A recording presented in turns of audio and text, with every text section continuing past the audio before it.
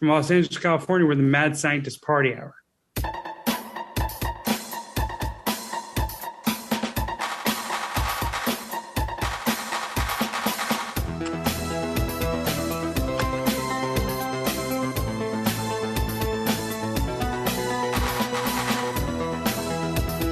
Oh, hello there, friends! Welcome back to another episode of Mad Scientist Party Hour. My name's Kevin Kraft, joined once again by a man fully nude from the waist down and is currently jacking his boner off with a handful of Scudegaras. That's the dragon, Jeff Clark. Where's my left hand? Where is it? And transmitting to us from Hades, the burning, booger-eating, melted pile of flesh, beard, and acai, Shuddy Boy. Yo. Brap, brap. Man. Hades, isn't that like hell in mythology? Yeah, but only Correct. Greek people go there. Greek people, right? Yeah. Yeah. Everybody else goes to a different hell. Right. Okay. Just making sure I'm on the same wavelength for you guys when you're referencing your Greek mythology. Yeah. That was one of your specialties, wasn't it, in college? Greek mythology? No. Yeah, isn't that what you no, studied? Unfortunately. I actually was pretty good at mythology just because I learned it twice. One for like Greek studies or like Greek mythology, and then I took Latin class in high school and we had to learn about Roman mythology. Oh, carpe diem, bitches. Which is pretty much the same thing. It's just the names are changed on the gods. Yeah. I mean, well, speaking of Greeks, I know we're a little bit behind because they've been over, but did you guys watch any of the Olympics at all? I watched a ton of the Olympics, actually. Whoa. Really? Why? Yes. Because it was kind of usually the times are so different, but prime time, East Coast was when the stuff was happening live. So I would just get really baked and put it on, and I'd paint my custom He-Man, my action figures, but it would just be on in the background, like skiing and snowboarding, occasionally curling. I tried to watch the USA Canada women's hockey gold medal match. Oh yeah, I remember you texting us about that. But yeah, I watched bobsledding, luge. I don't know. I do not know why I was so drawn to the Olympics this go around, but it was a big joke in the house that I was sitting watching the Olympics again. Because it is the only thing I have used our Peacock subscription for. Really? You don't watch the super fan episodes of The Office? Nope. That have like 10. They're pretty sweet.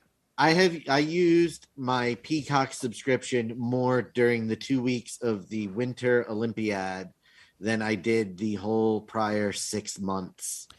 Dude, combined. you should watch the new MacGruber series. I'm thinking about it. It's on the list. It's fucking awesome. But yeah, I actually did watch quite a bit of the Olympics. I even watched some of the stuff that probably was not like, if I wasn't stoned, I probably wouldn't have had the patience to watch, like the biathlon. Which is that where you ski and you shoot? Yep. No, I think it's when you suck a sick. dick and lick a pussy. So yeah, I did watch a lot of the Olympics. I watched none of the Olympics. My cousin was supposed to go to the Olympics, but he just couldn't make it. He was like edged out in snowboard trials. So he's the youngest member of the men's United States snowboarding team, hoping to be a part of the Milan Olympics, which are in a couple of years. That's pretty which will be much better than the Beijing Olympics, especially years after this whole COVID thing. Hopefully, So, I know it was pretty awkward for him or just for the competitors with the whole COVID stuff and in Beijing, but I didn't get into it at all. I used to watch some of the Winter Olympics. I prefer the Summer Olympics just because it's got basketball and we're really good at swimming, and I really like watching us win swimming. I don't know.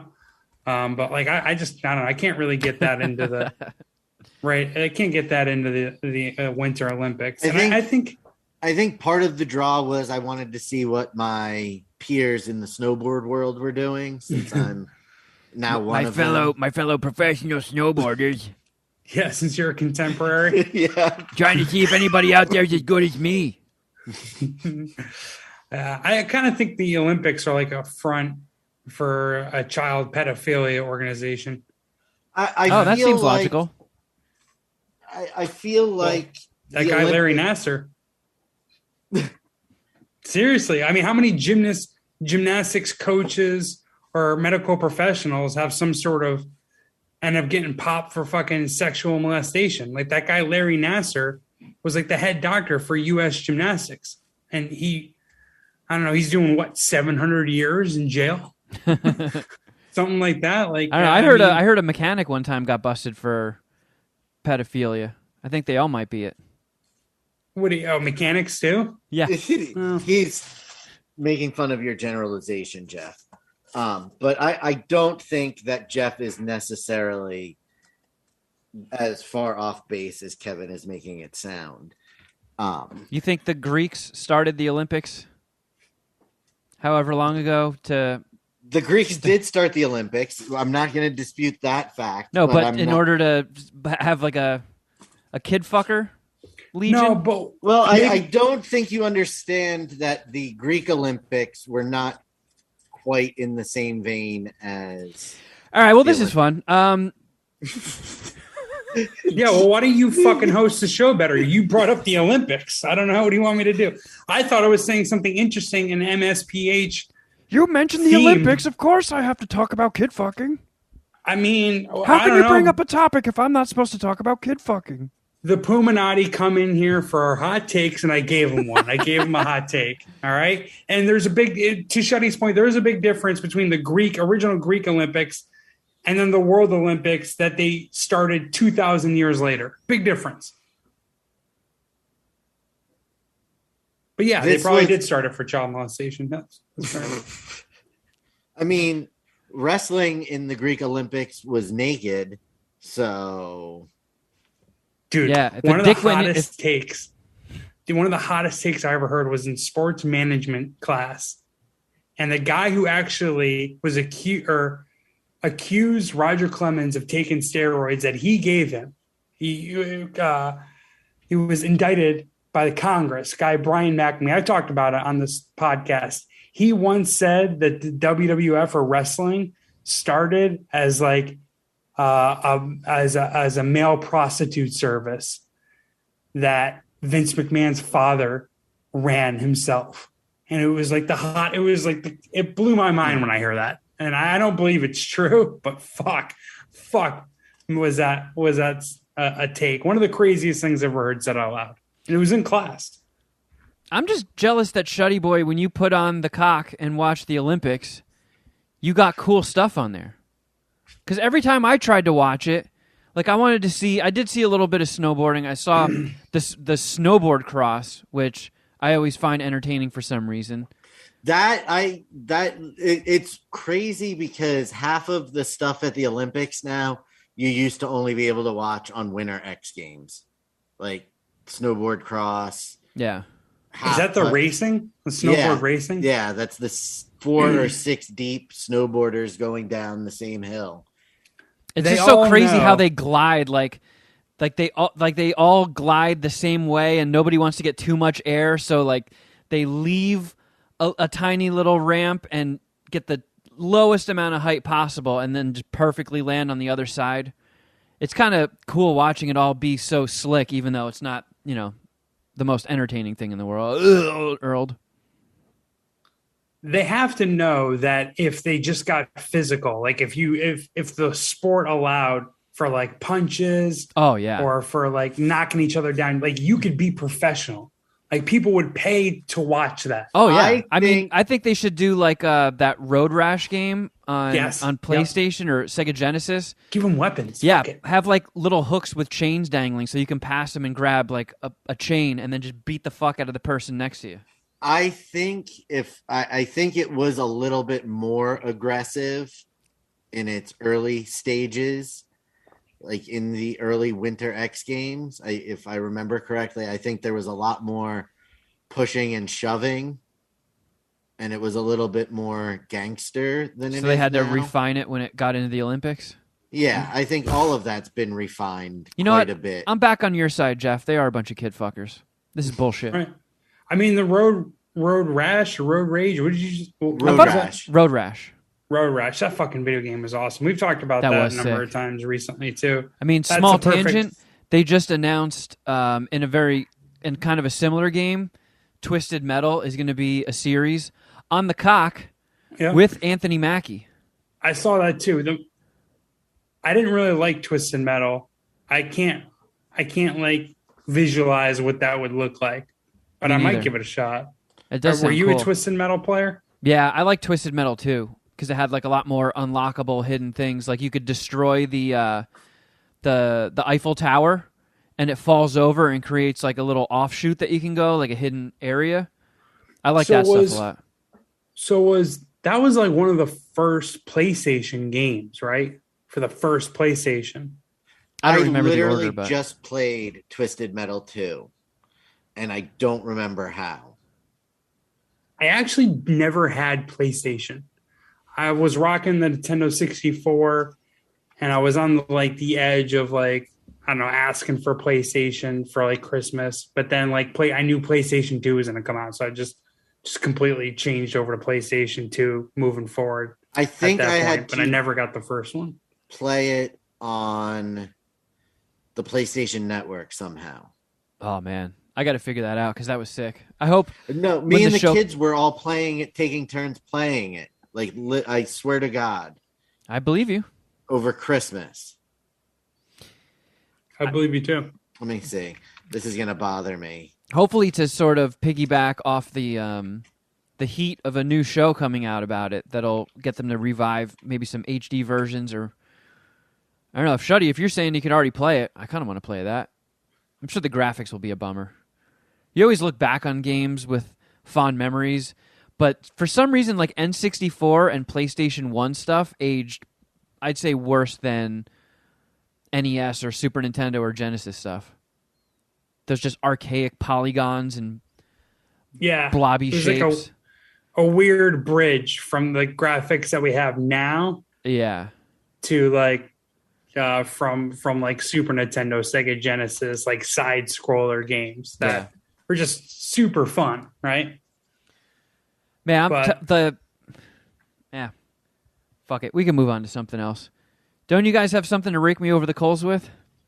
Yes, Oh Kevin. yeah, some kangaroo court. Shuddy, serve this one up to him because I'm still trying to understand what the charges you're about to arraign Kevin on. It has been brought to my attention by some Spies?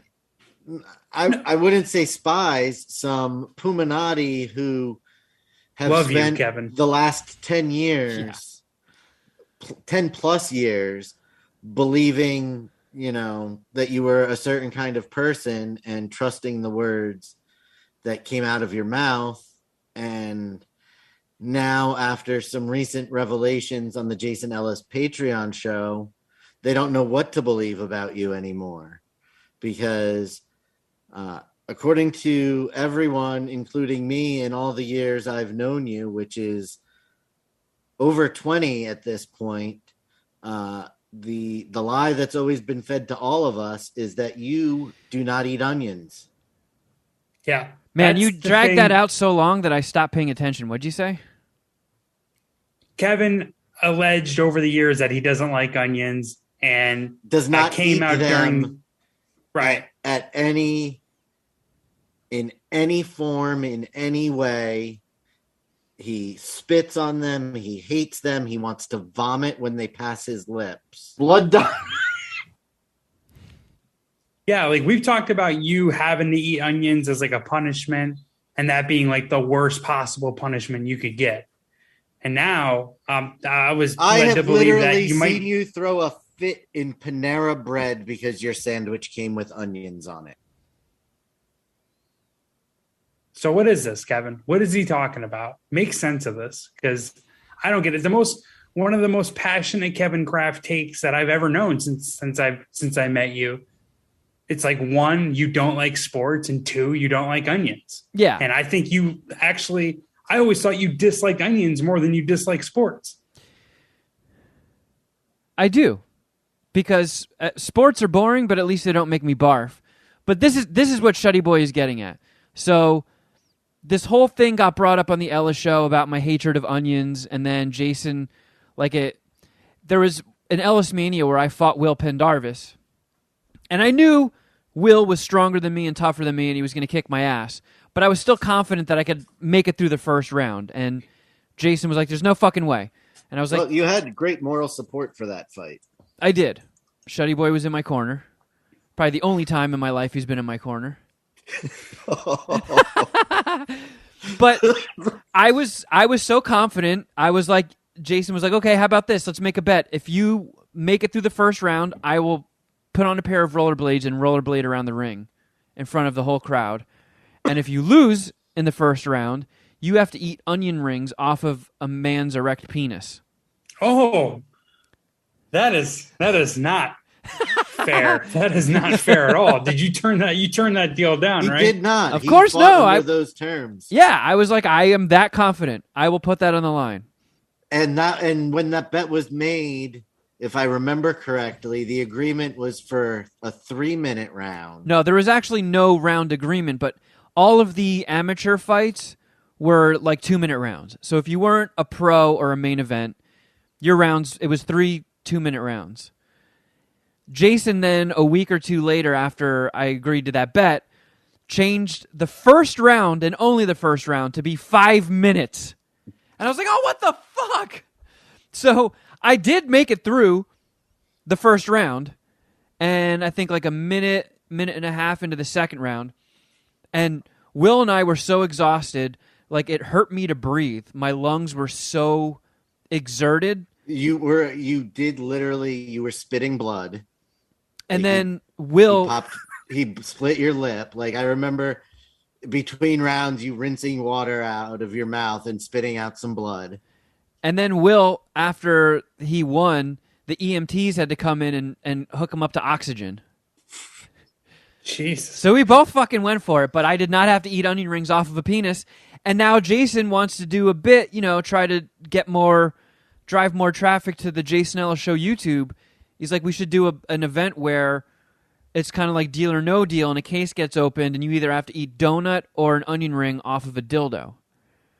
And they started grilling me on my onion preferences because, like, obviously, raw onions are way worse than cooked onions. I will 100% scrape grilled onions, ask for no grilled onions, no onions in any way, shape, or form on all the food that I order. But I admitted to something that I've had in my back pocket for a very long time, and I sat on it for this long for this exact reason, because I knew Shuddy and Shuddy-like people would be like, "Hey, well, you." So I admitted that when I go to Benihana, ever since I was a little kid, I never knew that there were onions in it, and I ate their fried rice. So Benihana fried rice is the one thing that I can eat with onions in it. And this is Shuddy's gotcha moment. Well, that was a little different than what I heard. I thought you actually ate the onion with the steam coming out of it. Oh no. At Benihana. Nope. Like you went that far with it. No. And I didn't know you anymore at that point. I wasn't sure if we were friends or what was going on. It was definitely more fun the way I told it to you. Yeah, for sure. I thought that there would be a lot more, cross-examination in this kangaroo court. But with the way he explained it, kind of makes sense. That's how it came up. Nostalgic thing was the ring, the onion ring. All him.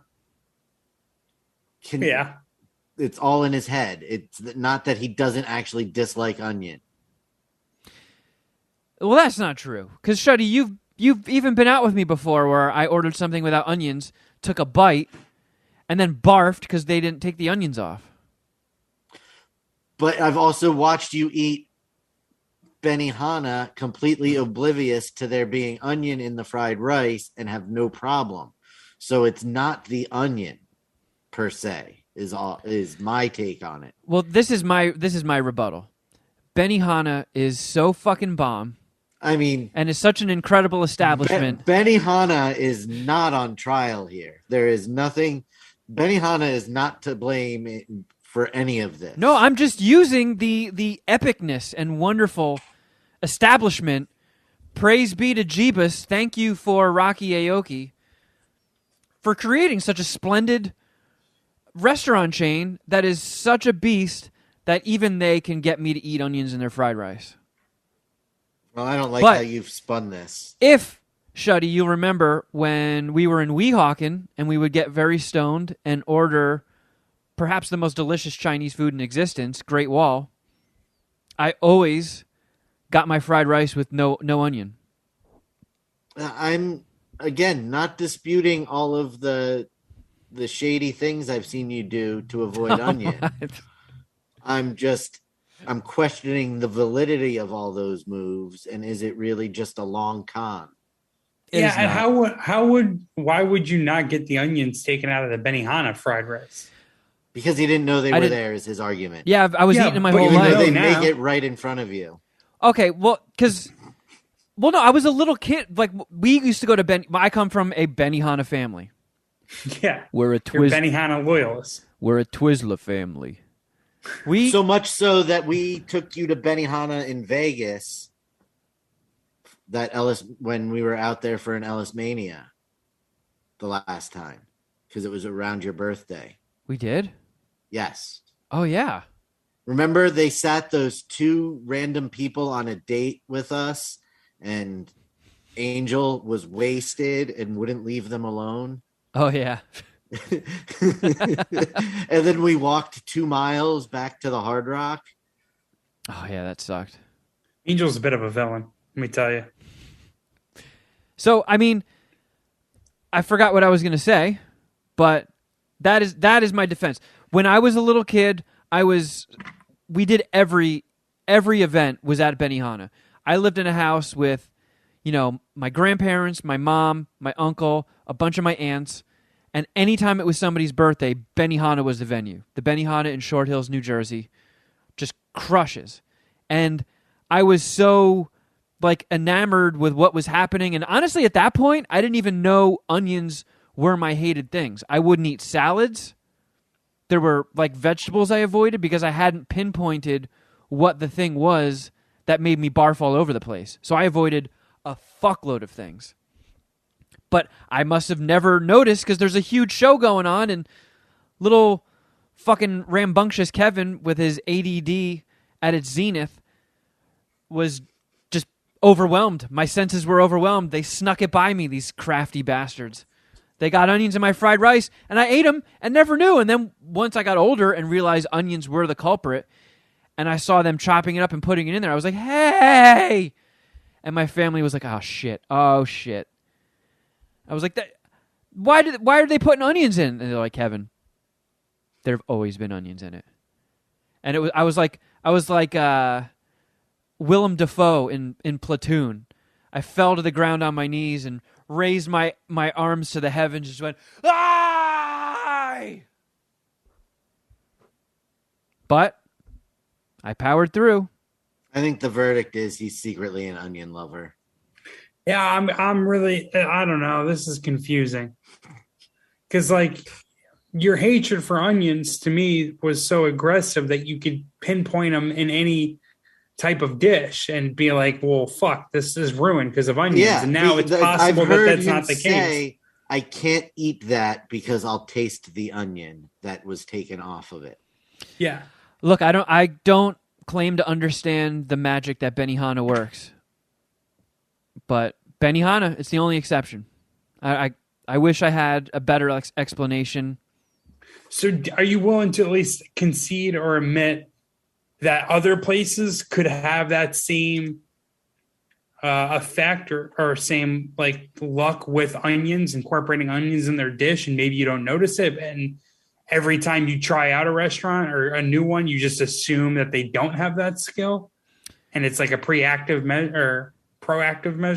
I feel like to do a service to us, to yourself, to the Puminati, once a month you should try a dish with onions. Ugh. Yeah, you should I think that's fair. I think you should revisit onions. And you start out small. Like do the animal style at In-N-Out. They have chopped up onions. They're tiny. Kevin, we've made many trips to White Castle.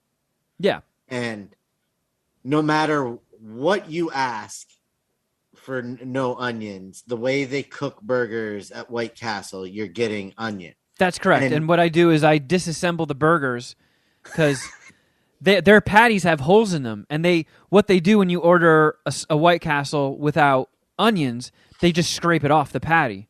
But sometimes they'll graze a chopped onion into one of the beef circles. So I take the bun off and dig those out.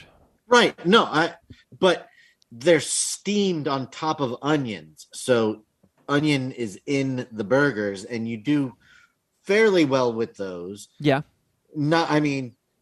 By fairly well, I mean there's the usual disaster that eating four or more White Castle burgers do to your stomach that are not related to onions whatsoever. So maybe it's just you can do this, I think, is what a long-winded way of saying that. Just start small. An onion ring. Doesn't Rant make a delicious Asian pancake with onions that you had her not make with onions? Maybe you should go back to that. Well, no, she actually put chopped green onions in it. Okay. And we did talk about this because I remember giving him shit for enjoying the green onion. So now we have let's get this. Let's just clear this up. I did not enjoy the taste of the green onions. I'm texting Rent that right now. She's gonna listen to this anyway. I powered through it, and she knows this. Does she really listen to this? So she really heard that terrible thing I said? Was it last week or the week before? I believe so, Shuddy. Oh, geez. You dropped the N-bomb? Go back and listen to that. No. Oh, okay. So, look, I know 100% I cannot fuck with raw onions. Raw, white, yellow, red onions will fucking destroy me. The cooked ones, it's just, I don't know, like, I have eaten stuff before and be like, oh, and then I fucking spit it out, and like, god damn it, there's fucking grilled onions in here, or cooked onions. And I know that there's stuff that gets flavoring from onions that I eat. Yeah, like a pasta sauce, for example. Yeah. You're aware that might have onions, and you're not, you'll deal with that. Yeah. And that's something you're well on the record with. I don't know. The way I heard it from Shuddy, I felt a little differently than I do now, but it does make me feel like kind of how he feels, where it's mostly in your head and you're just a weird neurotic little fucker. But I mean, I knew that already. That's pretty much what makes this podcast. It's your dumbass neuroses. I mean, look, my mom hated onions as much as I did until she was in her 30s, and then she started liking them. I still, because Rent likes to cook with onions, and she'll make stuff for her with onions and me stuff without. And just the smell of her chopping them up and cooking with them is enough to trigger my gag reflex. I do not think it's all in my head. I've been reached out to tons of people that are like, yeah, I hate onions as much as you do. They're fucking disgusting. I used to hate onions as much as you did until I was like maybe 18, 19, something like that. And when I worked at McDonald's, that was like the most common thing people wanted altered from their meals. I think McDonald's onions suck. Like they're real bad. I like them. Yeah. Fair enough. Well, we don't have to further beat a dead horse, but I thought it was an interesting kangaroo court to have. Now I am a little confused about your feelings towards onions. We do have to promote the homie Kwame and his wonderful, delicious hot sauce, Oh Shitto, which is in a contest. And one fraction of the contest is social media voting, and it's kind of a bummer that right now it hasn't sent out the tweets. I was texting with them earlier today about it. Geoff, you might know more than I do. No, actually, it sounds like you might know more than me. I was hoping that he emailed you the additional info, because you're the host of this podcast and you do this stuff a lot better than I do. So that's why I put it on your radar, and I assumed you guys connected afterwards. But yeah, we were texting a little bit today, and Squarespace has like an award called the Make It Awards, and Oh Shitto is in the top 10 of the finalists. And the top 4 winners get like a grant and prizes to help the business out. And it gets like all the stuff gets judged. But there is a social voting aspect. Oh, this actually might turn out well because we're recording this on a Monday. But the episodes always go up really late. And most people listen to it on a Tuesday or a Wednesday anyway. So I believe on Tuesday, March 1st, is when Squarespace's Twitter will tweet stuff out. And of course, you'll see us promoting it, directing people to help out. So retweets, replies, and likes all count as votes. So if you follow us on Twitter, MSPH, Jeff Rowe Records, Shuddy Boy, Kevin Kraft Sucks, we are going to make it easier for you to find them than to search out Squarespace's exact Twitter. Yep, which is at Squarespace. I just followed them actually myself. But yeah, we'll obviously promote the homie Oh Shitto stuff. I just got a new package this past week. It's still goddamn delicious. It's 4 flavors: meat, vegetarian, chicken, fish. I know Kwame has been juggling a lot of things between his full-time job, his wife, their kid is just turning 1 next month. So he's had a lot on his plate, and yet he's been doing this delicious hot pepper sauce that we've, talked about and promoted for a while now on this podcast. So just a little more help from the Puminati would be great. And, Kwame has been so appreciative of all the help you guys have provided thus far, just shouting out Oh Shitto and purchasing it as well. So if you just do a little more and just vote and respond accordingly to the stuff we put out there, that'd be a huge help. Yeah, so the voting goes from Tuesday, March 1st to Friday, March 4th. So it's only a couple of days. I think voting ends at some point in the afternoon. So is it a vote once a day? I think it's just counts one time. I think it just counts interactions, likes, retweets, and replies. All gets factored in. So we'll do our best to help push Kwame into the number 1 spot where Oh Shitto 100% belongs. Because absolutely, god damn, I haven't met a single person that tried that and wasn't like head over heels in love with it. Nope, everybody that I've given it to has been very thankful for it. Yeah, it fucking rules. So, yeah, if you wouldn't mind helping us out, showing the Puminati flex, it's helping out a good dude with a good product. Yep, and we'll share some more info once we get it. But yeah, look out at Squarespace on Twitter. Man, I watched. So I don't know if you guys saw it on my Instagram story, but Rent revealed some shocking information to me that she had never seen. As somebody who's a giant Sandra Bullock fan, she's never seen Demolition Man. So, of course, I own it on Blu-ray, and we watched it. I mean, goddamn. It goes without saying, but fucking 5-dicker. Oh, for sure. That is that, Jeff, you have to chime in, but is that an official MSPH classic? I mean, yeah, it's a 5-dicker. Yeah. For sure. I mean, I wouldn't mind starting Demolition Queef, where we just watch Demolition Man once a week and do another hour podcast talking about it. So we just watch like 15 minutes and we break it down as far as we can. Yeah, we take a 15-minute span of the movie and turn it into an hour and a half long. No, I say commentary on it. I say we watch the whole 2-hour movie once a week, and just spend an hour sucking its dick. Because that's how great that movie is. I can't argue with how awesome that movie is. We'll leave it at there. I don't know if I could commit to 3-4 hours a week, but yeah, it's awesome. If there was any movie that might be worth it, it would be Demolition Man. Yeah, but I mean, okay, Does she feel that way though? How does she feel? So she wasn't ready to declare it a 5-dicker, but she liked it more than she thought she would, because she was like, I didn't realize it was going to be this silly. I'm like, that's an action rom-com.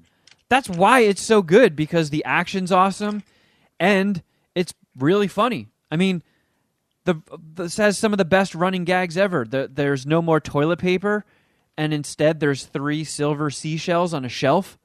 Yeah, he doesn't know how to use the shells. They never explain it. It's fucking genius. Like, I was thinking about that when it came up. I was like, how do they actually use the seashells? Like, do you hold it in your hand so the rounded side is up, and then use like the ruffled ridges of the shell to wipe your ass and it collects the poop, and then you rinse the shells off?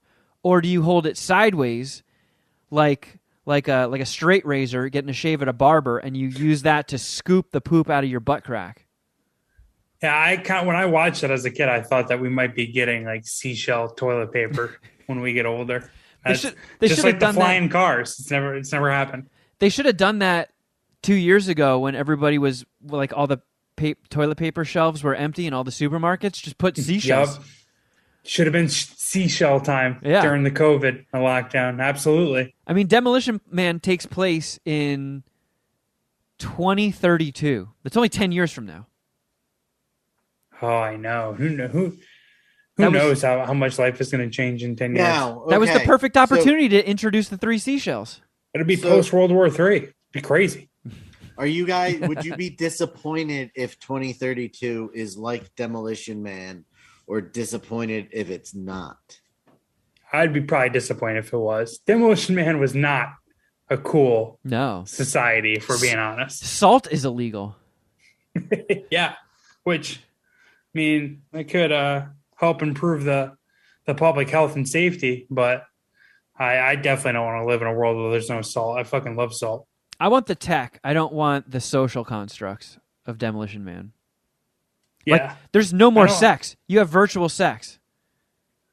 Well, I thought the people that live underneath, like the ground, the Dennis Leary people, I thought they do shit normally. Yeah, but they also eat rat because that's all the meat they can get. So yeah, they eat rats and live in a sewer. Do you know how funky somebody's butt crack and vagina and your penis are going to be with sewer life? I mean, I'll take whatever I can get at this point. I'll go down there in the sewer and beat it up.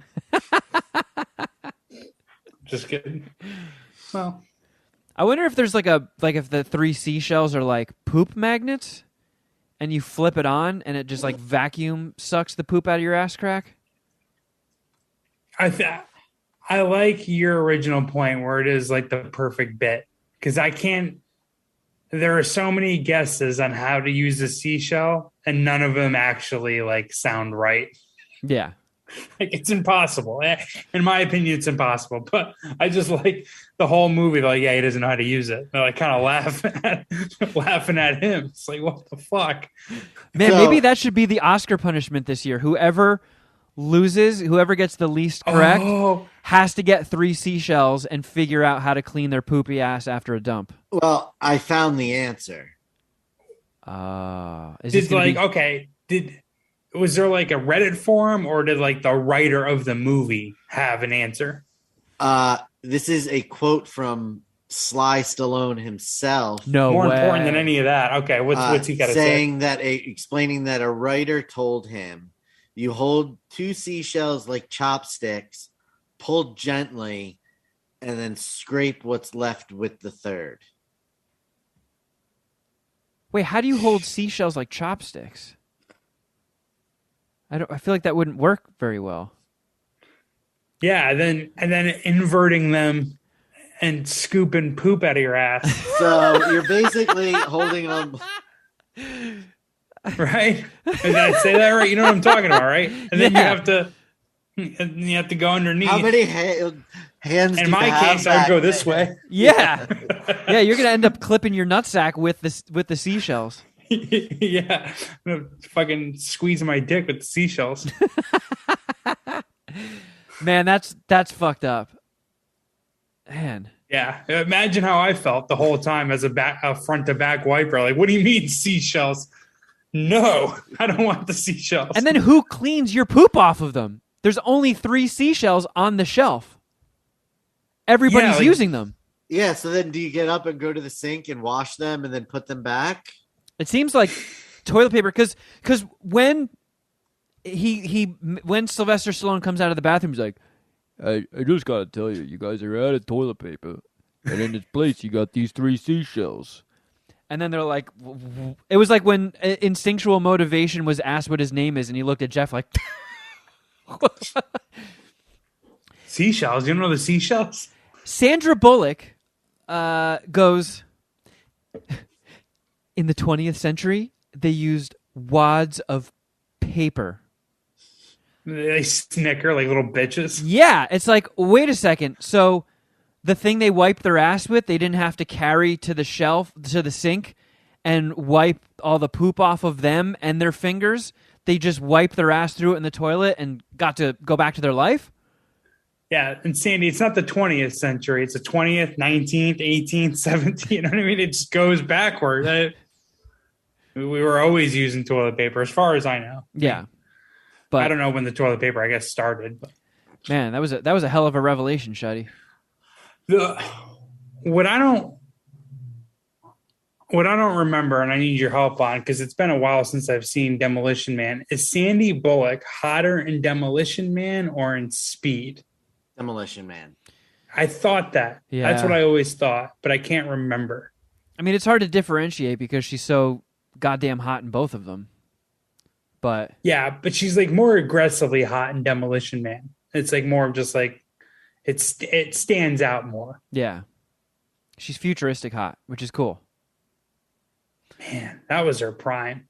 That was, I mean, not her acting prime. She's even hotter nowadays, like in terms of like a career. But what a goddamn smoke show back then. Yeah. So you didn't get an official grade from Rent.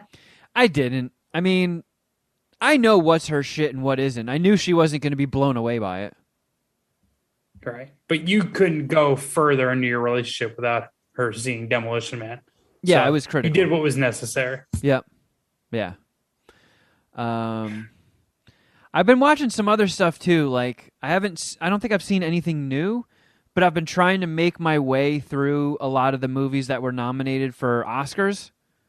So I can give you a quick gamut of some of the stuff that I've been suffering through.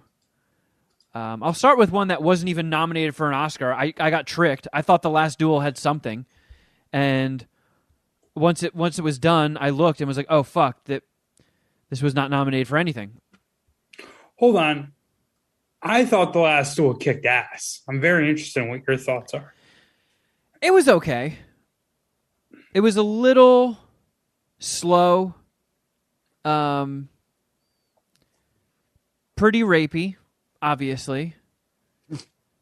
I mean, the duel at the end was fucking epic. That was awesome. Yeah, it was sick. Awesome. Totally awesome, worth it. Awesome. Yeah.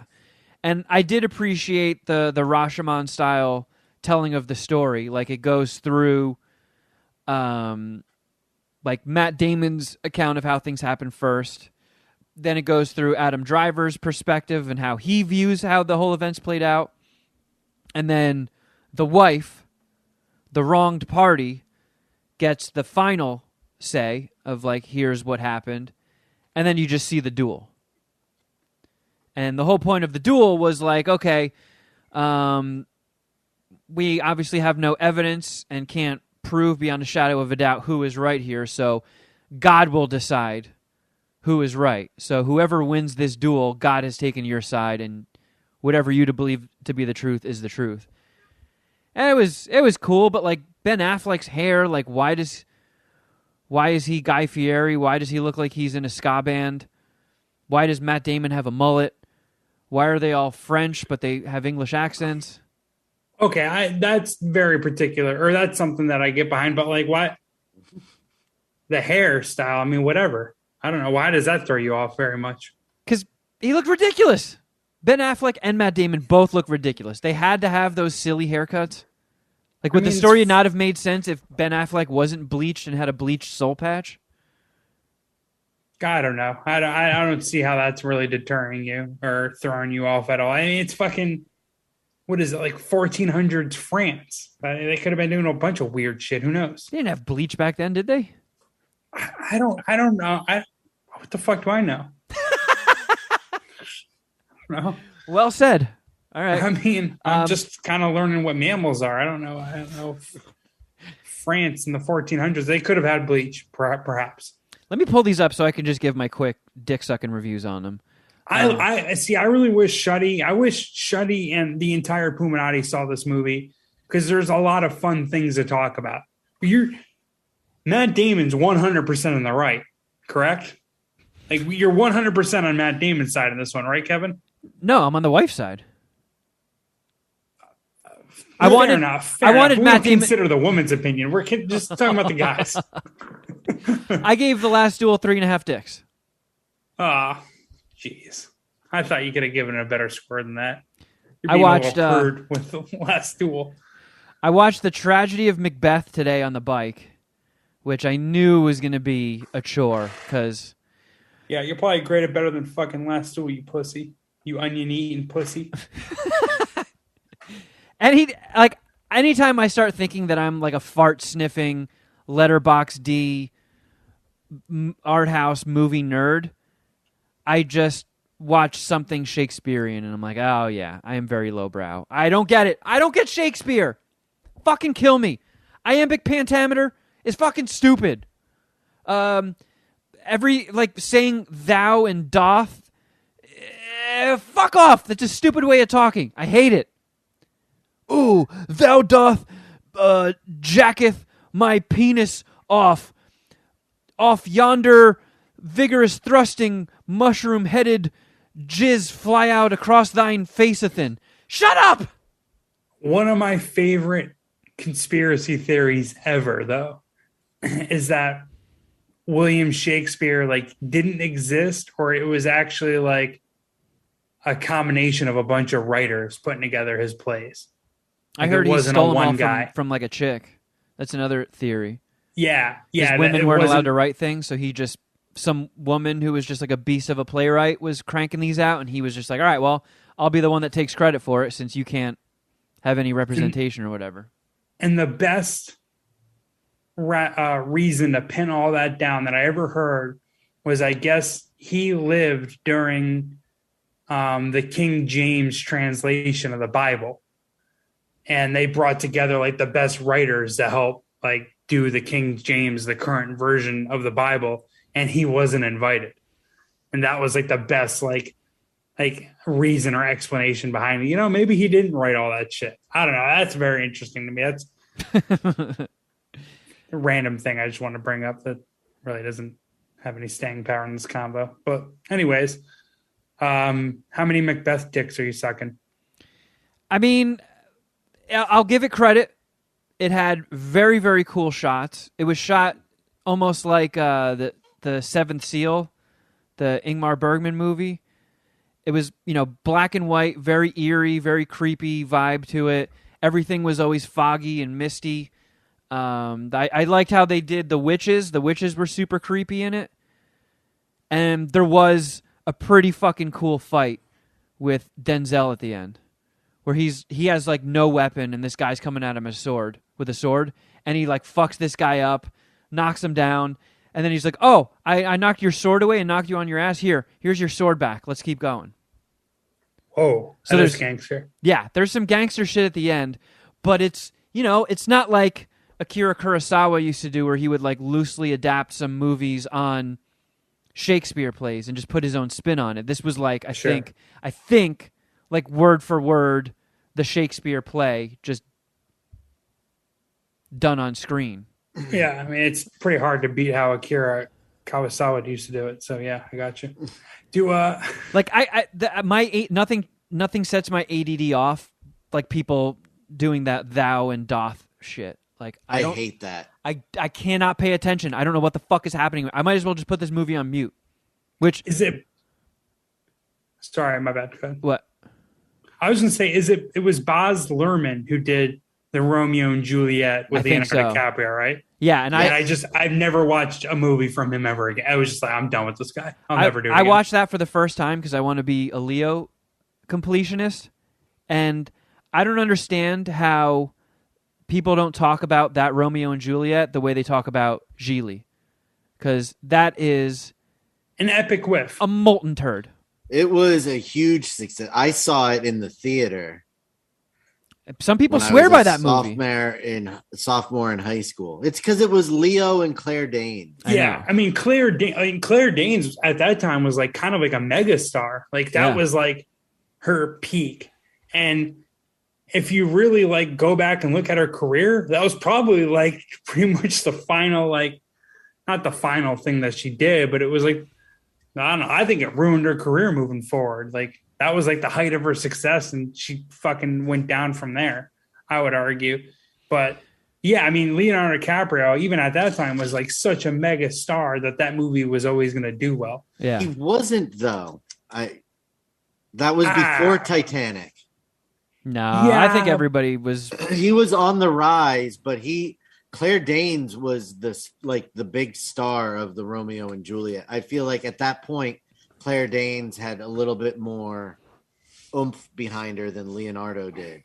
I don't necessarily disagree. Let's see. But I feel like everyone kind of thought Leo was the shit and was going to be the shit.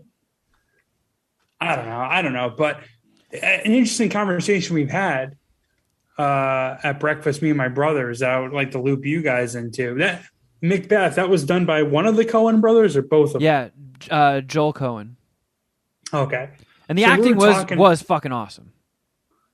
Even though they were just squawking a bunch of thous and farts and... So the conversation that we're having that would have been good for a podcast, and since I do a podcast, I can bring it up here, we were discussing like the era of directors and who was best in the Coen brother, David Fincher, Quentin Tarantino, Paul Thomas, like class era. Because they're like in the same, like, you know what I mean? Like they're in the same, I don't know, for lack of a better word, universe, or like same tier, you know, where it's like stand-up comedians. There's like a class of stand-up comedians where it's like Bill Burr, Kevin Hart. Or like an SNL class. Right, exactly. All right, so you know what I'm talking about. So who would you take? And there was another name that I can't remember. Fincher, the Coen brothers, Paul Thomas Anderson, or Quentin Tarantino. My brother is a fucking huge film snob, so he went with Paul Thomas Anderson. I struggle even bringing him up in this conversation. I actually think work by work, I'd go with David Fincher, but what are your guys' thoughts? Yeah, that's a tough one too, because the Coen brothers and Fincher both have a movie on my Mount Rushmore. You got what? Fight Club and then Fight Club and Big Lebowski. Yeah. And then Tarantino, but if Tarantino doesn't have a movie on your Mount Rushmore, he's got, I mean, how many bona fide Kevin Kraft classics does Tarantino have? I mean, he's got a lot. I mean, to me, I put Pulp Fiction, 5-dicker. I have Inglourious Bastards as a 5-dicker. Django's a 5-dicker. I couldn't get there on that one. I think Once Upon a Time in Hollywood is a 5-dicker. It's close. I mean, they're fucking awesome movies. I don't know if I can get there, but I hear you. I don't have much of an argument. I don't know. It's tough. I might have to go with Fincher. Yeah, that's a tough one. Yeah, I don't know. It was an interesting combo. I don't know, Shuddy, if you have any thoughts on this. I don't on either on that. Fair enough. I will say, based on my research, Leo and Claire Danes were at approximately the same level when Romeo and Juliet came out. And then was Leo's next movie like Titanic? Leo's next movie was Marvin's Room. I haven't even seen that one. So he did. So basically, what he did was Growing Pains, then What's Eating Gilbert Grape, then The Basketball Diaries, then Romeo and Juliet. So he was already Oscar nominated because of Gilbert Grape. Yeah. But that doesn't necessarily mean like movie superstardom. But we all saw it, I think, with Basketball Diaries. And then like, she all right, had this guy's done coming. Yeah. Little Women, My So-Called Life, to Jillian on her 37th birthday. She was in the Soul Asylum video. And then she did Romeo and Juliet. Sure. And then just a bunch of nothings really after that. So to circle back, Tragedy of Macbeth, 3 dicks. And that's generous. I watched Spencer. Confidential? The Princess Diana. The Princess Diana movie. With Kristen Stewart. Yep, with Mrs. Shuddy Boy. I thought that was out like next year. Why do they call it Spencer? Because that's her maiden name. I have no idea. What? Is that common I only know knowledge? that because it's I think it probably is common knowledge to a lot of people, but they do mention it in the trailer and call her Diana Spencer. So that's where I learned it from. I didn't even see the trailer. The whole movie just takes place over Christmas weekend when the royal family is vacationing somewhere in the boondocks. And it was... Sounds terrible. It was fucking boring. Like, Kristen Stewart was good in it, but she did this thing all the time where she was trying to scratch her ears with her shoulder. Like, every shot is her just like...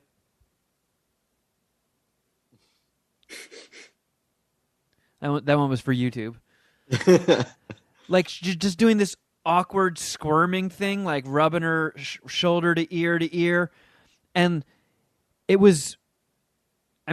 she did a British accent the whole damn movie. It was dramatic and stuff, but it was a lot of her just hallucinating and being bummed out that everything is so micromanaged when you're with the royals, and she kind of just wants to be alone with her kids. But that's about it. Like, of all the things that happened in Princess Diana's life, they just took one fucking weekend, a 3-day weekend in some like castle. Columbus Day weekend. Of her being bored. Like, it doesn't cover her getting married, them dating. It doesn't cover her death. It's literally like those 3 days. And that's probably when the filmmakers were like, we want to make a film on Diana. The royal family was probably like, here, you can write about these 3 days. I don't know. At that point, you just say, all right, fuck it. We're not making the movie because that's going to be this boring. Is what's approved. Yeah, I did not. That was probably my least favorite so far of movies that are getting nominated for Oscars. I'll give that one 2.5 dicks, but my guess is it's going to clean up. I think 2.5 dicks is what I also gave Way of the Dog or Power of the Dog, whatever that fucking boring ass movie was. Power of the Dog. You didn't fucking watch West Side Story, did you? No, and it crushes me that I try to watch every movie nominated for Best Picture, that these fucking scumbags are forcing that on me. Like, at some point, I am gonna have to watch that movie, and I fucking hate myself for it. I'm so pissed. Maybe this should be the year that you just don't do this stupid shit. Might be the year we start looking for his replacement, Geoff. Stupid shit is my brand. He doesn't need to host his podcast anymore. He can spend his time just eating onions like he always likes to do. You son of a bitch. I tell you, one thing I order without onions on it is my licorice pizza. I watched that. Terrible. How was that? As a guy who's right? Like a sucker for coming of age stories, and I like Paul Thomas Anderson when he's not doing like super, super old school stuff. Like, I don't know. I haven't seen Phantom Thread yet, but I'm not really pumped about watching it. There Will Be Blood was good. I didn't like Inherent Vice all that much. My brother thinks it's a Clark classic, I guess, because I agree that it's a 5-dicker. How many dicks would you give There Will Be Blood? I got to watch it again. Gotcha. Okay. Not fresh enough, but I mean, Boogie Nights. Boogie Nights is fucking epic. Yeah. But like, I think Magnolia is underrated. Magnolia's good. Yeah. Tom Cruise kills it. But Licorice Pizza, I don't know. That seems like it would be my jam. Like I like Boogie Nights. I think that took place in the same era, right? The 70s. Mm-hmm. So 70s, Paul Thomas Anderson. Sure, why not? I just don't get that Alana Haim chick. Like everybody in that movie wants to fuck her, and I don't get it. Like her acting was great, but again, I have mirrors, I have reflective surfaces in my apartment. I'm aware of how unattractive I am, but I also am not very attracted to her at all. Nice. So it was kind of weird watching this movie where everybody is just like clawing over each other to try and fuck her. And then she kind of wants to fuck every guy that she meets. And it's also weird that Philip Seymour Hoffman's son plays a 15-year-old. She plays a 25-year-old. And he's just like endlessly trying to fuck her. And she's kind of like semi into him and showing him her tits. And it is kind of... 70s were a different time. I mean, yeah, look. Well, that's how we excuse Roman Polanski. 15-year-old Kevin would have loved to bone like a hot 25-year-old. But it's still like kind of can't. Yeah. It's still weird always putting it in a high-five movie. the kid that fucks his high school teacher, but we always look at the high school teacher like, what the hell was that? You know? There's a gag in the newest season of Curb Your Enthusiasm about a teenager that fucks a hot older woman, and how the guy is claiming that he's scarred and was taken advantage of, and Larry David just goes around getting everybody to confirm that no, he's not. There's no way he's possibly traumatized. Yeah, yeah. There's no way that didn't help his confidence at a very young age. Yeah, it takes place during election time, so Larry David's in line and sees like an 18-year-old kid, and he goes, "So, if a supermodel who's 20 years older than you was into you and wanted to fuck you, would you do it? And would you?" And kid was like, "Yeah, when's this happening?" And he's like, "Oh, it's not happening." But it was so fucking funny because of the way Larry David is just the best big asshole there is. I got off on a long rambling tangent about that. I apologize. I'm with you, but I do like that's even watching the trailer and then reading a little bit about it, hearing that like this 25-year-old girl in the movie is into the 15-year-old boy. I was like, I can't watch that for a couple hours. I'm good on that. I didn't know that part of it. That's a movie that I was thinking was going to be suggesting that we go see, but I guess like, I don't know, Kevin, you can explain it better. I don't know if it's too spoilery, but this kid, Cooper Hoffman, Philip Seymour Hoffman's kid, plays like an up-and-coming child actor, right? Or a successful child actor. It's kind of weird because they only really get into that in the beginning. And then he's like off managing a fucking waterbed store and then an arcade. It's just, there's wasn't a ton of direction to the story. It's just like, here's just a series of things happening. Like he's off doing his own shit, and then Alana's off doing her own shit, and the most entertaining parts were when Bradley Cooper was on stage. He's a fucking maniac. Yeah, I heard that guy who is based on a real character, a real person, like stole the show. Like Bradley Cooper killed it. I mean, he got written a great part, and he pulled it off awesomely. Like he's such a fucking lunatic. He's like, you're gonna put a waterbed in my house, right? Yeah, okay. If you fuck up my house at all, if you do anything to my house, I'm going to murder your family. Like that kid over there, that's your little brother. I'm gonna fucking kill him. I'll kill him in front of you. I'll kill your whole fucking family. He's just an utter maniac, and Bradley Cooper kills it. So anytime he's on screen, it's awesome. It's epic. But he's not in it that much. And then the rest of it, like it had good shots. There was some cleverness to it, but I don't know. 3.25 dicks is about as much as I can suck for that one. Dude, maybe Philip, or not Philip, he's rest in peace.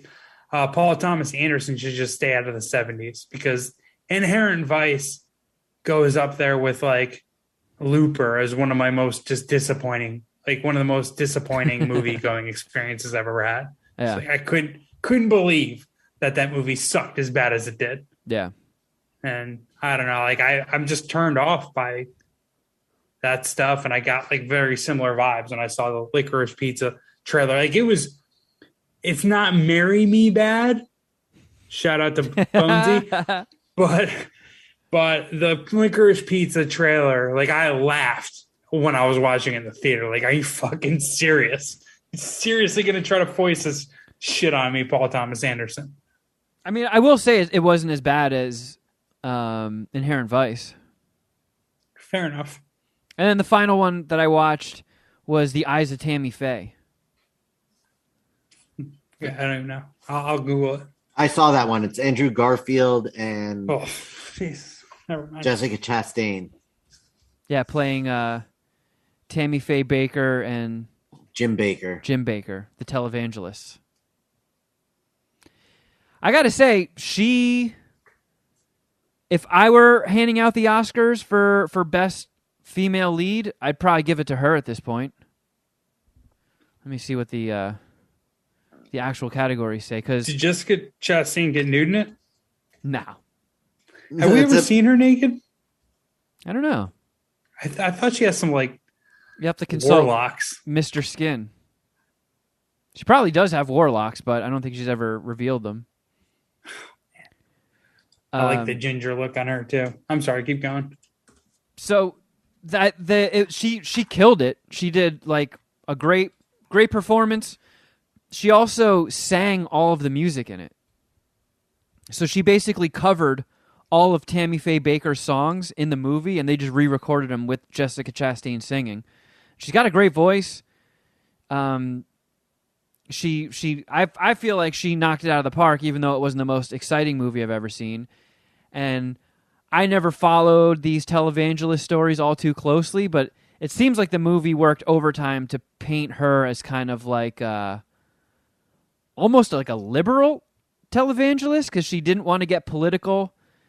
And she was like, I don't feel like we should use our platform for anything politics related. We should just spread the word of God and help people.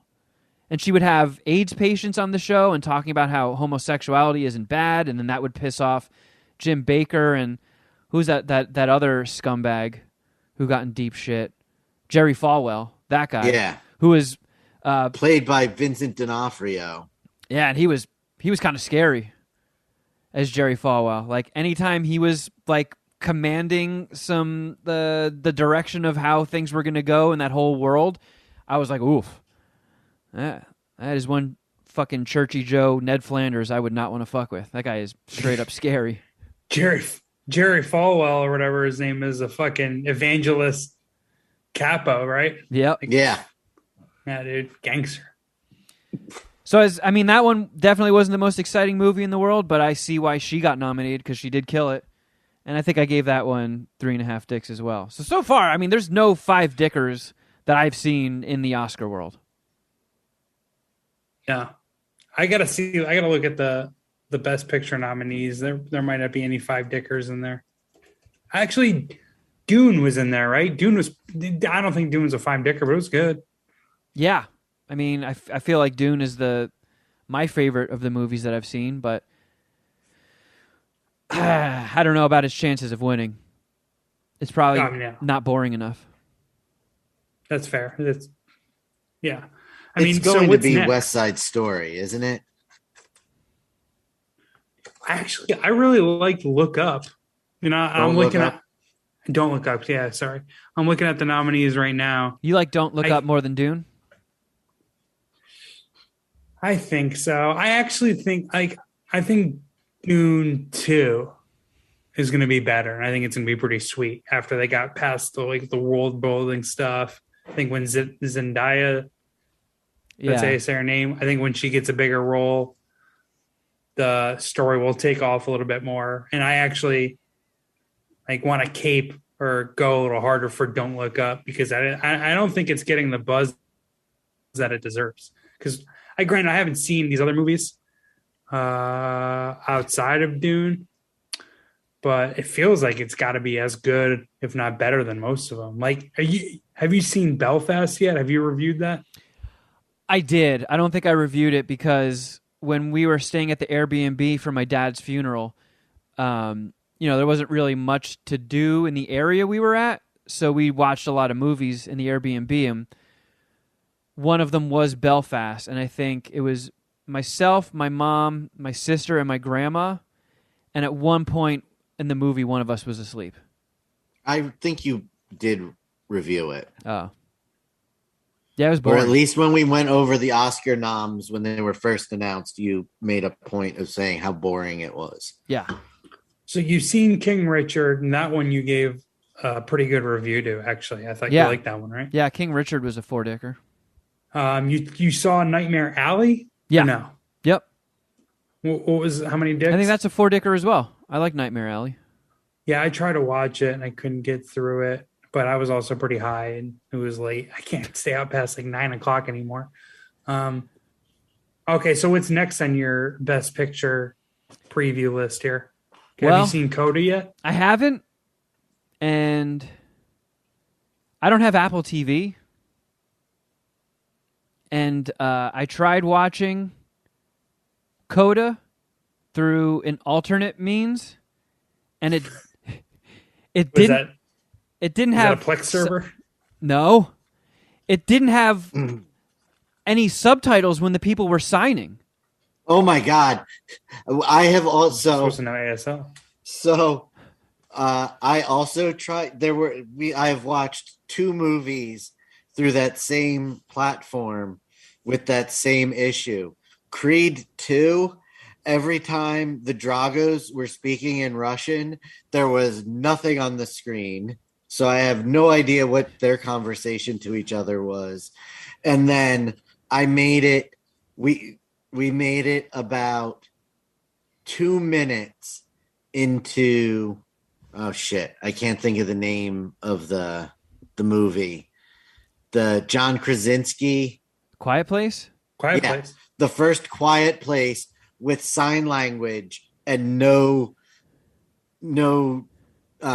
subtitles for the sign language before I was like, fuck this, we're paying to rent it because I am not trying this. We can't do this for a movie with no talking almost whatsoever. Yeah, and CODA stands for Children of Deaf Adults. So there is so much signing. I got 10 minutes in and I was like, oh, this can't go on. And there's also nowhere to rent it.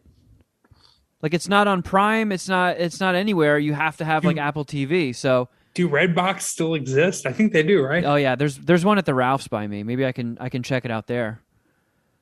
But I do want to check it out. I've heard it's good, but it is musically and that's such a fucking tall hurdle. Musicals and Shakespeare are just my kryptonite. It drives my fucking ADD insane. I can't handle the Thousand Doths, and I can't handle theater people fucking smiling at me while they sing. It makes me so uncomfortable. So all you have left is Coda and West Side Story? No, and Drive My Car, which comes out on HBO Max this week, I think. But that is, as much as I love Japanese movies, that motherfucker's 3 hours. And it's subtitles. And it's supposedly very, very depressing. So it's like, oh God, 3 hours of misery and subtitles. But I'm going to watch it. What's it even about? An aging, widowed actor seeks a chauffeur. The actor turns to his go-to mechanic, who ends up recommending a 20-year-old girl. Despite their initial misgivings, this very special relationship develops between the two. Ugh. That is not a very... Like, it does not make that movie sound very exciting. No. So it's Driving Miss Daisy with a chick in Japan. Sounds terrible. I'm out. Dude, since you mentioned The Quiet Place, I Googled that. And that fucking movie rules. Like, I really like those 2 movies. I can't wait for the third one to come out. They're waiting all the way until 2025, which just kind of fucking sucks. I know. Dude, I don't understand how it's going to take them that long to make a new movie. The first one on a $17 million budget pulled $350 million. Fuck yeah. Oh, damn. According to Wikipedia. Movie kicked ass. I agree. Did you guys watch anything? That's the end of my Oscar gamut. I watched something that I think you would both enjoy. You guys ever heard of gay porn? No, it's called Life of Crime. It's on HBO Max. Life of Crime. Let me see this motherfucker. And it's a documentary. And it follows 3 drug addicts from 1984 all the way through 2020. They didn't get AIDS in between then? Interesting. All right. Cool. And it's all documentary footage. It's the same documentary guy who starts following them when they're just shoplifters, and then they go through drug habits and in and out of jail and sobriety and things like that. It is fucking interesting and completely heartbreaking. It looks like it's got really good reviews. It was we really enjoyed it. How many criminal dicks are you sucking? Heroin addict dicks, I will be sucking 4. Oh man, that's enough dick sucking to perhaps get yourself addicted. There's probably gonna be heroin in the sperm. Probably. It's really good, and I mean I don't want to spoil anything, but it is very in depth. All right. A lot of needle stuff because you don't like that. I really, if you want it, when we break between this and Patreon, if you really want to hear, I will tell you. I don't want to spoil anything for the Puminati, but it's fucking gnarly. That's gracious of you. Fair enough. I mean, I don't know if I could ever hear anything as gnarly as when Jay Muse was telling a story about how he had a syringe full of heroin in his pocket when he was running from the police, evaded them, got to his friend's house, took the syringe out, and saw that the running snapped the needle off. So he shoved it up his ass, did a handstand, and plunged the heroin into his butt. This is gnarlier than that. Wow. All right, well, that is a ringing endorsement for this documentary. It's one of the gnarlier things I've ever seen or ever heard. What the fuck? Yeah. I mean, jeez, man. When they used to do That's an addiction. Yeah, when they used to do Jay and Silent Bob Get Old, that podcast on the regular, he would tell drug stories and like, you know, I guess when you shoot heroin, you have to buy the powder and then cook it into the liquid, and he would just suck water up out of puddles on the street and inject fucking street water into his veins. It's a miracle he's alive. I know. How is he? He's fucking sober. He's killing it. He's directing What a fucking things. miracle. He's got a family. He's a homeowner in L.A. Oh, my God. Yeah. What a comeback story, huh? For real.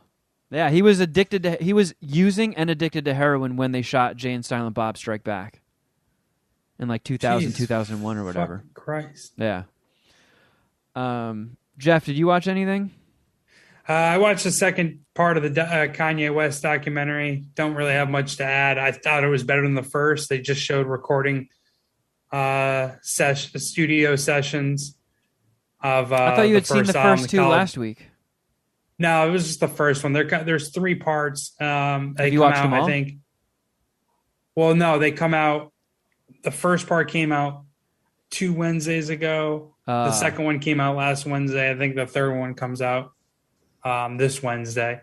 Okay. It was really good. I thought it was better than the first part, actually. But, you know, it's just more footage of Kanye doing Kanye shit. So if you're not that into it, not into Kanye, you're not going to be into the documentary. But as far as like the documentary material, like it's awesome.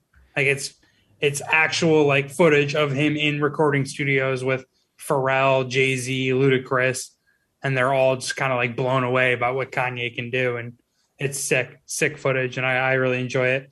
And then I got into, I watched the first, I think 4 episodes of Peacemaker. Oh, and you guys did a really shitty job of selling it. It's fucking awesome. I really like it. The pilot was actually the best of the 4 episodes, I thought. I think the jokes, they tend to get a little corny, but John Cena's comedic timing is fucking awesome. And like the action kicks ass. Robert Patrick's character is fucking terrifying and pretty good at the same point. Yeah. And it's my shit. I'm into it. It's fucking sick. The intro, I know is supposed to be like fucking crazy, off the wall, and like really supposed to stand out, and it does. It's a trip. But I think it's good. And shame on you guys for not selling it better and forcing me to watch it earlier. Shuddy, I feel like we are pretty on record of talking about how awesome Peacemaker is. Well, hold on, Shuddy. Before you respond, shame on Kevin, not on you. Shame on Kevin for not selling it better.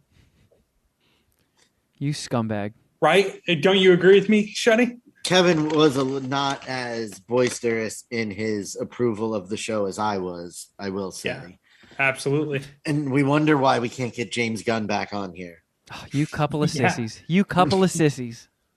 God damn you. Fuck, sorry. Oh, I just got distracted. It's Batman week. I mean, hold on, let's talk about that for a second. Are we going to do a deep dive, spoiler-filled review of Batman Monday? Because I'm going to the Chinese theater Friday to watch that shit, making a whole event out of it. I can't fucking wait. Batman and X-Men are like the only superhero things that I fuck with.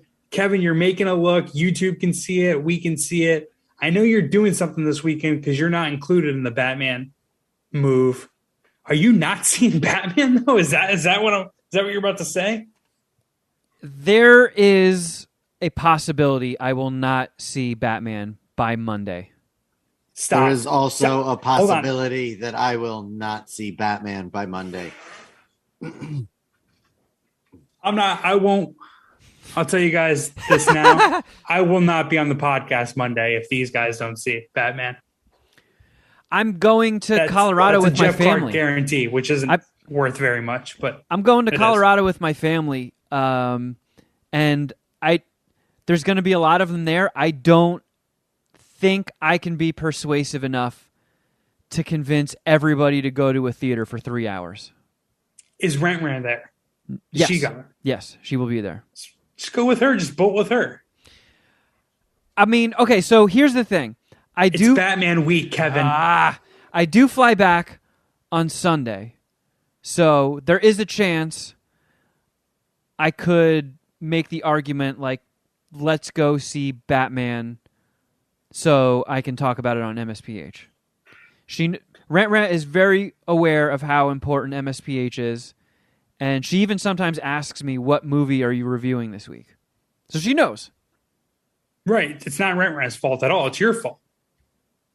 I mean, this is really killing our reputation. And not only do you actually eat onions, but you're not going to go see Batman the opening weekend. I don't even, you know what? I don't know what's what with MSPH anymore. I don't know. I don't know what's going on here. Due to your malfeasance, I am now looking up Rotten Tomatoes to give you what the score is sitting at right now, just to taint your experience for Batman since you're being such a bitch.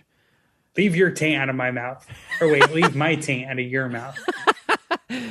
It is sitting comfortably of 149 professional critic reviews. The Batman is at 89% on Rotten Tomatoes and is already certified fresh. I know, despite all my anti-Rotten Tomatoes stuff, my brothers actually still look at it from time to time just to know. And they told me that the review embargo for Batman would be lifted today. And then after it was lifted, they told me everyone liked it, or mostly everyone liked it. So that's what I saw on social media this morning. It's just like people that have seen it flipping out, saying how great it is. But it's supposedly it's super gritty, like grittier and darker than the Nolan stuff, and it's more focused on it being a detective story. That's kind of cool. Yeah, that's kind of cool. Yeah, so I'm into it. I'm excited. Maybe after spending, 5 days in Colorado, Rent will be sick of being around my ass. And I'll be like, look, I'll give you a 3-hour break. I'll go see Batman. But she doesn't want to see it? I think she does. It's just going to be depending on like the travel, the exhaustion from snowboarding. If she's willing to sit there for 3 hours and watch a Batman movie, which the prospect of a Batman movie is not all that exciting to her. Fair enough. She's not a nerd. She doesn't really give much of a fuck about superhero movies. So if she's down to get a break from me, I'll go see it by myself. Yeah, I understand. I mean, Batman, again, X-Men are like the only superhero movie that are like appointment viewing for me. And I don't even think I saw one of the recent X-Men. So Batman, I guess, is the only one that I'm really attached to still. But I'm definitely going to see it. Chinese theater. It's going to be fucking sick, dude. Yeah. I mean, well, I also have to see how packed the theaters are. Like, there could be mad sold out showings when I get back into LA, and I won't even have the option to see it.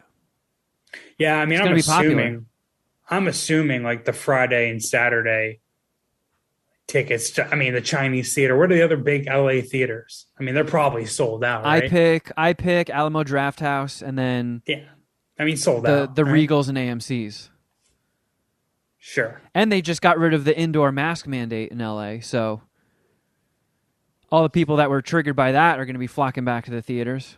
I was triggered by that. I was super triggered by that. You remember how mad I used to get?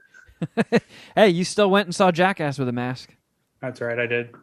No, I'm excited about the mask mandate being lifted from LA. I think we were like the last remaining place in the world that still had a mask. Definitely in America. I can't weigh in on Asian or European countries, but I was pumped to go into the gym without a mask. Yeah. Yeah. Hey, Shuddy Boy, can we still play a game today? Sure. Let me just turn on a light since I'm now sitting in the dark. Yeah. Give me a second. Have we really been going that long where Shuddy just was in the light and is now in darkness? We've been going for over an hour and a half. Oh, my God. Wow. So maybe we hold off on the game? Oh, uh-oh. Kevin, can your reputation get any worse? You don't go see Batman opening weekend. You eat onions now. Now you introduce the idea of a game. You're going to pull it away. I think we should just dive deeper into Kevin being a villain. Kevin has to go. He doesn't want to do this game. No. Let's go. Nope. This is all on Shuddy Boy. I want to give the Puminati a game. I don't think my polling numbers could take another hit. You're the villain of this podcast now. You piece of shit. I've been the villain of this podcast for a long time. I get the bronze of MSPH. I'm going to watch. This is what I'm going to do for the Puminati, not for me, not because I'll get any enjoyment out of this. Once I leave the Chinese movie theater, I'm going to text you in detail the final scene. Oh, I'm just blocking you. I'll text Rent. I'll block her. She doesn't have my number. That's a lie. It's a lie. I just lied. I take it back. In a political decision, we are now going to be playing Letterboxd, it's Letterboxd. The D stands for dicks. It's the Letterboxd game. I'm sorry, Shuddy, what were you stammering about? I forgot that to make this Letterboxd game work, I needed to have Letterboxd open. And so we're going to do this is an supporting actor edition of the Letterboxd game. I was just looking at when the Oscars actually air, and it's March 27th, which is a Sunday. So that means the show that we do before that week is when we can officially make our picks. And then the next episode will instantly be answered who lost. I don't like that. And then that person will have to eat one of their own turds. The first person we are doing is J.K. Simmons. Jeff, you want to go first? I'll just go Spider-Man. Which one? The first one. The Tobey Maguire? Yeah, I'm going with that one. All right. Kevin. I'll give my second guess, or what was on the fringe after Kevin's guess. I mean, he's been in some bangers. I feel like my fringe guess, this is not my official guess, but my fringe guess would be Juno. Since that one won, I think it won Oscars and stuff. That was my fringe guess as well. But it's hard to fuck with Marvel movies. And it's the newest, but it broke records and shit. So I'll say Spider-Man No Way Home? Wait. Yeah, I thought it was No Way Home. Homecoming for some reason. Homecoming is the first one. Whatever. So, the original Spider-Man starring Tobey Maguire was number 5. Oh, I'm Whoa. fucked. Number 3 was Whiplash. I was going to guess that one. I didn't even see that movie, but I Number just felt like that would have been the 2 right answer. Was No Way Home. There's a... Wow. Okay. And number 1 was La La Land. I completely forgot he was in that movie, to be honest. Me too. I would have The guessed it anyways, but... Person is Jesse Plemons.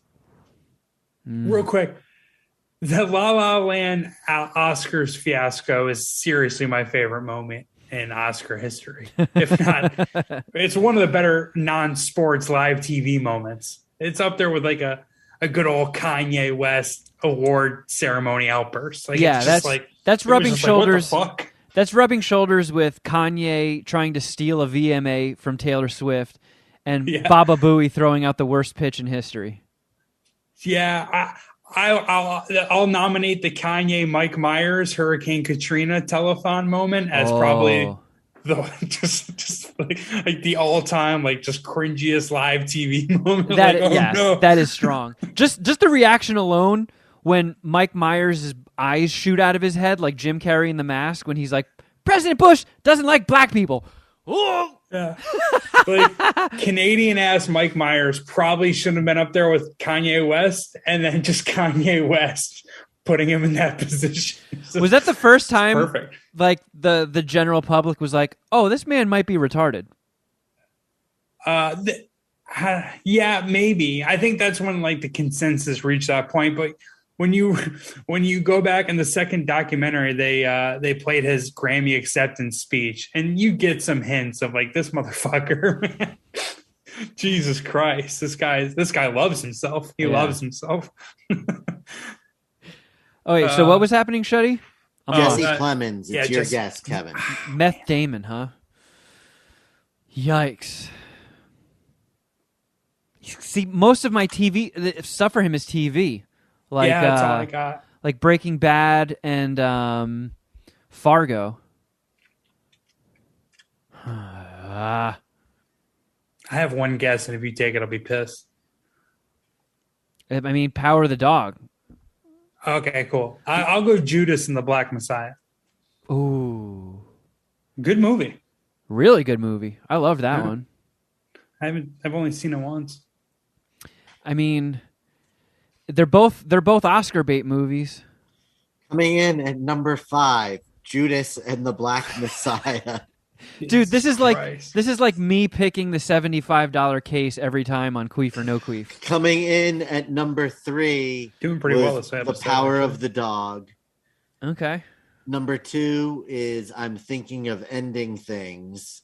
Oof, I made it through 5 minutes of that movie. And number 1 was The Irishman. Oh, yeah, I've completely wiped every factoid about The Irishman from my head. Because I don't even want to acknowledge its existence. What a snooze fest. Next is Andrew Garfield. Well, this is Jeff's favorite, so you can go first. Yeah, Jeff, go first. I'll go Social Network. Okay. Ooh, strong. Kevin. Feature film. Strong choice. Perhaps, actually, I was going to say the best, but it's not even probably top 3. My brother would get mad at that. Gotta go. No Way Home. Spider-Man No Way Home. Fucking bullshit. God damn it. Just give me the $75 case again. So coming in at number 5. I'm mentioning it strictly because I believe Geoff said he hated it so much. Hacksaw Ridge. Yeah, I hated that movie. Number 3 was Tick, Tick, Boom. Wow, that's already in his top 3. Number 2 was The Social Network. Okay. Oh, no. And number 1 was Spider-Man No Way Home. Yes! I just don't feel that bad about this loss. No. Fair enough. All right, I next didn't up. even know he was in that. I forgot that all the Spider-Men showed up in that one or whatever. Kevin, you go first. Next up is Javier Bardem.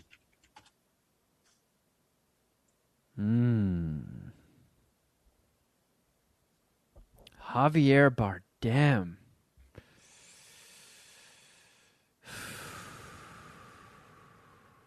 I got a couple choices rattling around in my head. Yeah, I only got really 2. And I think the one I'm going to say is definitely one of Jeff's. I think we all think that. Yeah. I mean, it's got to be No Country for Old Men. Okay. Geoff? All right. So the other one that I had in my head that I know that the title for is Before Night Falls, which is the gayest movie I've ever seen. So you're going to say it. A gay Cuban writer, and there was just like a parade of dicks through it. But the other one is the James Bond movie, right? Wasn't he in the James Bond movie? And I can't remember. I don't care for this parade. Is it Skyfall? Is that Skyfall?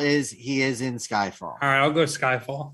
Okay. Since he took No Country for Old Men, which would have been my guess. Well, Before Night Falls, just so since it was mentioned 1, 2, 3, 4, was number 18 on the list. Skyfall is number 4. Mother is number 3. No Country for Old Men is number 2. Suck on my dick! And Dune, which I you? really thought Geoff would have said was number 1. After all that talk about Dune, I thought for sure this was Geoff's moment to shine. And then as soon as he started talking about Before Night Falls, and I had to scroll down so far to find it, I was like, oh, God. So next is going to be Benedict Cumbersnatch.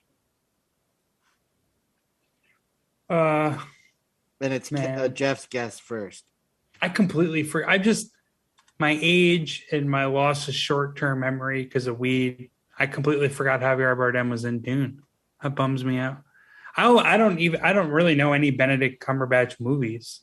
I go Doctor Strange.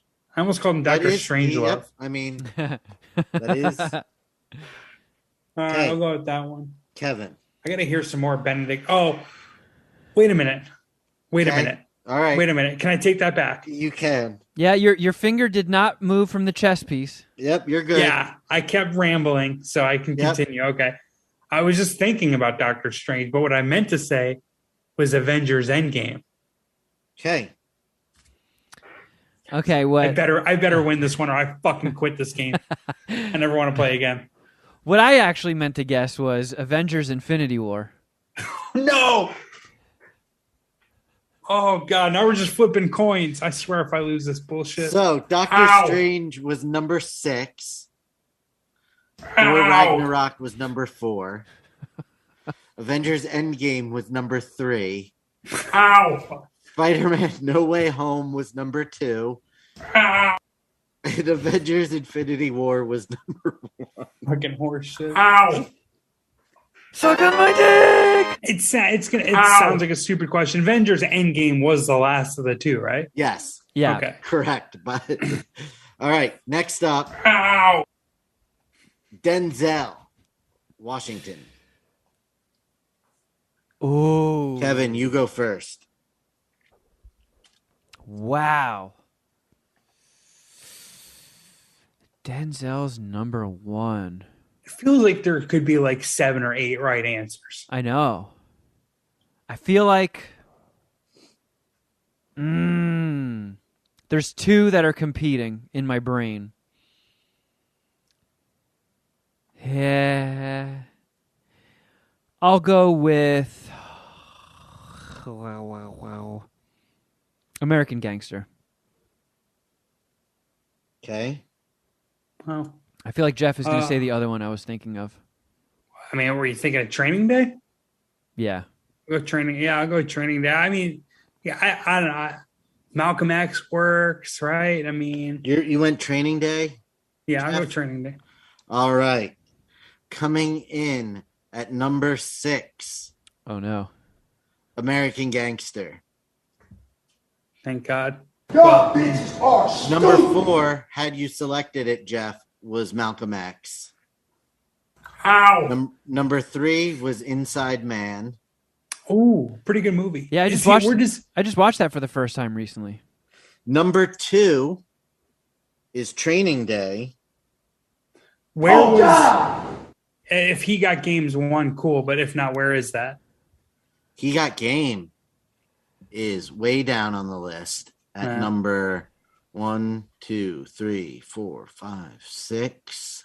Man, I'd what argue could it's Denzel's underrated. number 1 be? 26.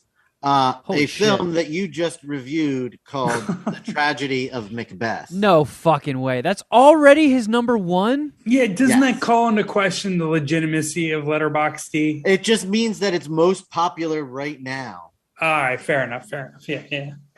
Well, no, It's not that's... overall popularity. It's currently the thing that's getting the most, is the way I understand it. Now, we're going to have some fun. We're going to shake things up. Kevin is the winner of the first 6 rounds by a score of 11-5.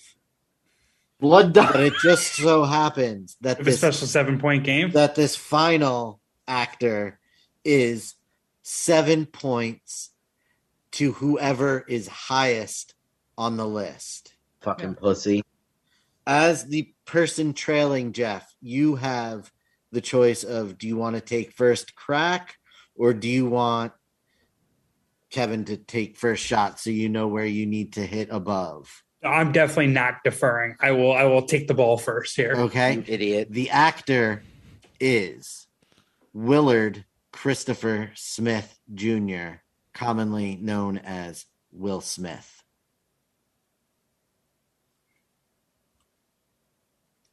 So it's popular right now. Oh no! So it could be King Richard. I don't think Shuddy's logic is right on that one. I don't think it's what's popular now. I think it's what's getting the most interactions on Letterboxd, and it's like, because there's you can search things on IMDb by popularity, which is in constant flux. But I think Letterboxd is permanent until something dethrones it. Based on this, I don't necessarily agree with that. Okay. Based on the things that, just looking at these actors' movies, Yeah. their Oscar stuff is near the top of everything.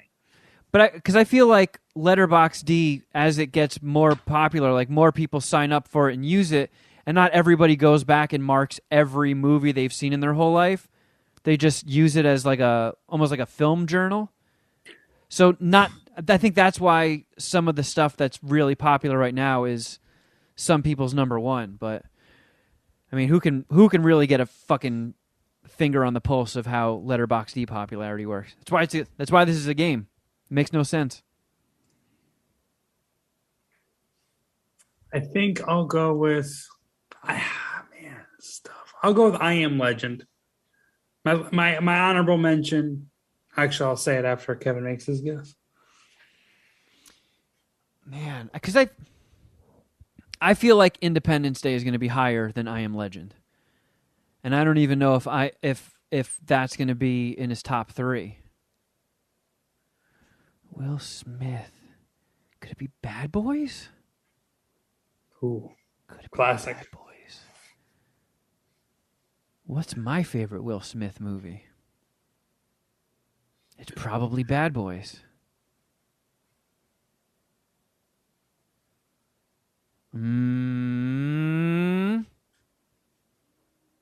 I will go with none of those. because I just remembered superhero movies are usually King Dick. Suicide Squad. Oh, good one. I forgot he was in that. I was thinking Hancock for a second. I thought you had it, Jeff. I thought you had it. Oh, no. Took an amazing opening shot with I Am Legend, which is number 3. Whoa. My honorable mention was Independence Day. That wasn't 2, right? Independence Day was number 6. Okay. Wow. Bad Boys was number 13. Bad Boys for Life was higher than Bad Boys 2? Disgraziad. That can't be right. That is right. Terrible. Number 2 was Men in Black, the original. Oh. I was up there. That was in my brain for a second. And number 1 is Suicide Squad. Suck on my dick! What, Kevin beat me 18-5? 18-5. Jeff, every time he was saying movies that were below I Am Legend, that's why I was sitting like this, because I was on the precipice of victory there. Yeah, I was getting so excited to announce the victory of the underdog and bring out your championship t-shirts, but just like Cincinnati Bengals, they've got to go in the incinerator. They go to Kenya, actually. See a bunch of little African boys running around with Geoff 1 Letterboxd. That and a bunch of Slow Children shirts. No, we're monetizing those fuckers. When do those go on sale, by the way? There may or may not be something in the works. Woo. You got to listen to next week on MSPH. Yeah, perhaps. Oh, man. Well, I think, we officially ran out of time. Was going to maybe try and make a dent in the voicemails because there's a lot of them. But, we'll have to push that to next week, too. I will be back in time for next week's episode, so we're not taking any time off. I do have to miss one episode of the Ellis Patreon, so people won't be able to leak more info into Shuddy's ears to start more wars. They're just doing their due diligence and making sure you're held accountable for your fucking nonsense. I know. Something of note better happen on this fucking snowboarding trip if you're going to miss Batman. I know. Well, at least we got nothing will skip a beat on Patreon. There's the next week is when episode 2 of Dragon Ball Queef drops.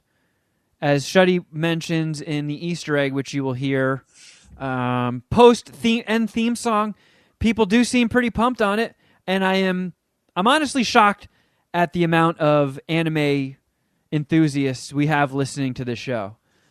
I thought this was going to be a really weird fringe thing, and people are just going to laugh at Jeff describing weird things, but there's a ton of people that are into it. There are people that were like, oh, I'm glad you picked One Punch Man as the first show to watch and talk about because I've seen all of One Punch Man, and it's sick. I was like, holy shit, this actually might be a thing. So, yeah, next week, Wednesday, episode 2 of Queef or No Queef. Or no, which Queef show is this? Dragon Ball Queef. Yeah, we can't keep our queefs in order. There's a lot of queefs flying around our Patreon. Stay tuned for Demolition Queef coming soon. And that Patreon is patreon.com/Mad Scientist Party Hour. Please check it out. Just give it a trial month. Sample the content. I have a very, very strong suspicion you will stick around and be one of the lifers that are always on there, interacting with us, commenting, giving suggestions, all that stuff. Tons and tons of programming there. You can also follow us on Instagram. I'm at Kevin Kraft. At Shuddy Boy. At Jeffro Records. At MSPH Podcast on both Twitter and Instagram. If you want to be a part of voicemails, yay, just call 201-472-0139 and leave a message after the beep. Or you can just shoot your emails to madscientistpartyhour@gmail.com. Keep your eyes peeled to our socials so we can get Oh Shitto to the top spot in this contest by Squarespace like it belongs. All interactions will be greatly, greatly appreciated. Bet Slippin' Podcast, check that out. Geoff, sports gambling? My sports betting stuff, obviously crushing the NBA regular season. I've been killing it lately. Tailed off a little bit in golf, even though I won one of my best bets this past week. But definitely going to be handicapping some NBA regular season basketball this week and the upcoming Arnold Palmer Invitational. So check that out. Yeah, and shout out to everybody. I don't know what happened to our YouTube algorithm, but there's our last 3 episodes. A shitload more people have been watching those, so shout out to you. And if you want to help the algorithm, you can subscribe. YouTube.com/Mad Scientist Party Hour. It all helps. It all helps nudge us a little bit forward. So thank you all, friends. Thank you for listening, and we will catch you next time. But until next time, ooh, something!